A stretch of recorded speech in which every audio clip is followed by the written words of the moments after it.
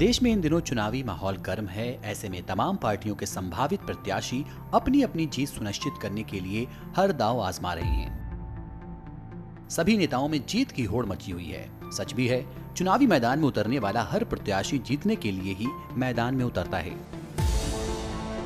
लेकिन क्या आपने कभी सुना है कि कोई प्रत्याशी केवल हारने के लिए चुनाव लड़ता है? अगर नहीं सुना तो ये खबर आपको हैरत में डाल देगी। इलेक्शन किंग के नाम से प्रसिद्ध ये शख्स अब तक 169 बार चुनाव लड़ चुका है। इनका नाम है के पद्मराजन। पद्मराजन पेशे से होम्योपैथिक डॉक्टर हैं और अब तक 169 बार चुनाव लड़ चुके हैं।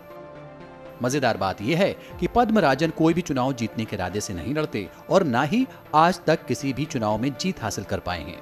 उन्होंने देश के करीब सभी बड़े नेताओं के खिलाफ चुनाव लड़ा है। दरअसल पद्मराजन ये साबित करना चाहते हैं कि एक आम आदमी भी चुनाव में खड़ा हो सकता है। साथ ही पद्मराजन की इच्छा है कि गिनीज बुक में भी उनकी हार का रिकॉर्ड दर्ज हो सके। पद्मराजन 1988 से चुनाव लड़ते और हारते आ रहे हैं।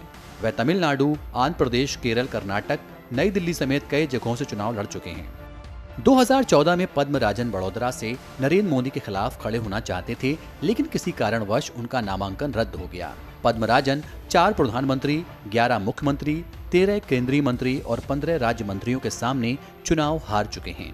इसके अलावा उनके खाते में 8 राष्ट्रपति चुनाव, 35 राज्यसभा चुनाव, 28 लोकसभा चुनाव, 51 विधानसभा चुनाव और अन्य क्षेत्रीय चुनाव में हार भी शामिल है। पद्मराजन का मानना है कि चुनाव लड़ने का काम तो कोई भी आम व्यक्ति कर सकता है, मगर जीतता वही है जिसकी जेब में पैसे होते हैं।